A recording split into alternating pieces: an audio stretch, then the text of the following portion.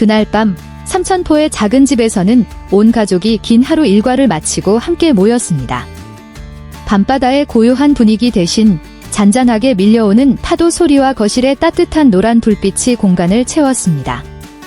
익숙한 나무 탁자 위에는 노트북 한 대가 놓여 있었고, 그 노트북은 서진이 수년간 공들여 수집하고 보관해온 옛날 영상들을 재생하기 위해 큰 화면에 연결되어 있었습니다.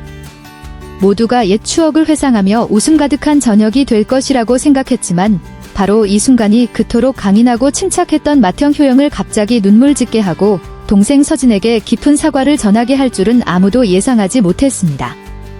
영상은 효영, 서진, 효정 3남매가 아주 어렸을 적 바닷가에서 뛰어놀던 시절의 모습으로 시작되었습니다. 당시 젊었던 아버지가 묵묵히 그물을 깁고 어머니가 그늘 아래 앉아 건어물을 다듬던 모습이 너무나도 생생하게 나타나 보는 이들 모두의 코끝이 찡해졌습니다. 이제 막 말을 배우던 효정의 까르르 웃는 소리, 공 하나를 두고 다투던 두 형제의 서로를 부르는 소리, 그리고 삼천포의 파도 소리가 마치 지나간 세월을 일깨우듯 울려 퍼졌습니다. 처음에 효영은 영상을 보며 미소를 지었고 가끔 서진의 어릴 적 촌스러운 순간들을 보며 놀렸습니다. 하지만 다음 영상이 나타났습니다.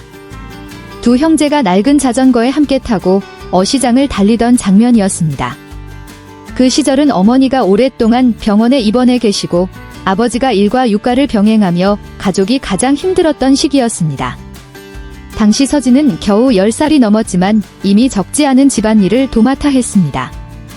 영상 속 깡마른 소녀는 낡은 옷을 입고 있었지만 마치 피곤함을 모르는 듯 형을 태우고 생선을 배달하며 환하게 웃고 있었습니다. 바로 그 모습에 효영의 미소가 순식간에 사라졌습니다. 그의 눈가는 점점 붉어졌고 손은 가만히 꽉 쥐어졌습니다. 마음속 깊이 묻어두었다고 생각했던 기억들이 어제 일처럼 선명하게 밀려왔습니다.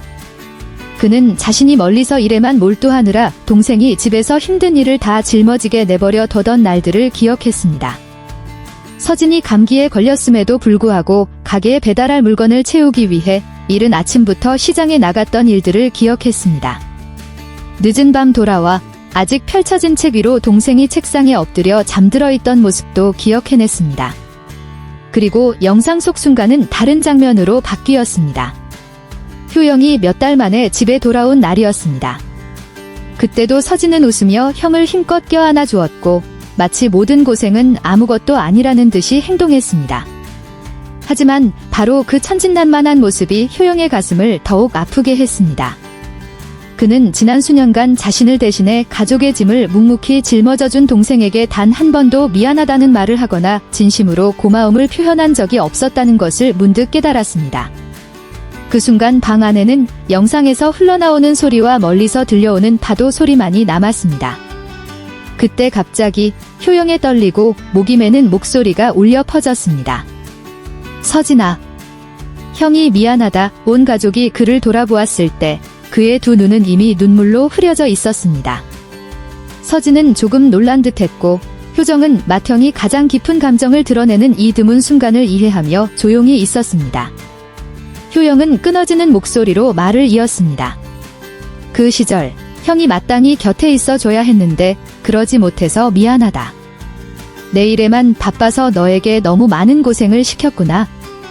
이 영상들을 다시 보니 내가 내 나이보다 얼마나 일찍 철이 들었는지 이제야 알겠다. 정말 고맙고 또 미안하다.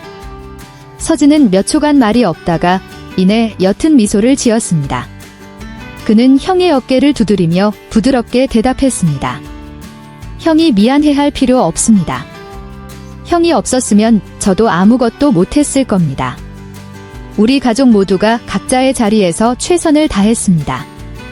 중요한 건 지금 우리가 이렇게 함께 있다는 것입니다. 그 대답은 효영을 더욱 감동하게 만들었습니다.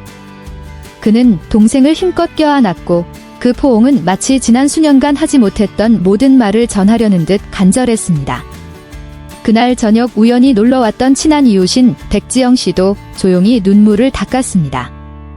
그녀는 누구나 자신의 부족함을 인정하고 사과하는 용기를 내기는 어렵다며 특히 가족에게는 더욱 그렇다고 말했습니다. 그 순간은 평범한 가족 이야기가 아니라 형제간의 깊은 애정, 존중, 그리고 감사함을 증명하는 순간이었습니다. 옛 영상이 끝난 후에도 가족들은 자리에 남아 미처 하지 못했던 추억들을 더 나누었습니다. 어머니는 미소를 지으며 아무리 힘든 일을 겪었어도 가장 중요한 것은 모두가 여전히 함께 모여 있다는 사실이라고 말씀하셨습니다. 아버지는 말이 없으셨지만 조용히 고개를 끄덕이는 모습에서 아들들을 얼마나 자랑스러워하는지 모두가 알 수 있었습니다. 그날 삼천포에는 파도 소리뿐만 아니라 형이 동생에게 전하는 마음의 소리, 그리고 차마 하지 못했던 말들이 마침내 터져나오며 안도의 한숨소리가 함께 있었습니다. 그리고 효영에게 그날 밤은 영원히 특별한 이정표로 남을 것입니다. 그가 눈물을 흘리고 사과하며 그 어느 때보다 마음이 가벼워지는 것을 느꼈던 순간이었습니다.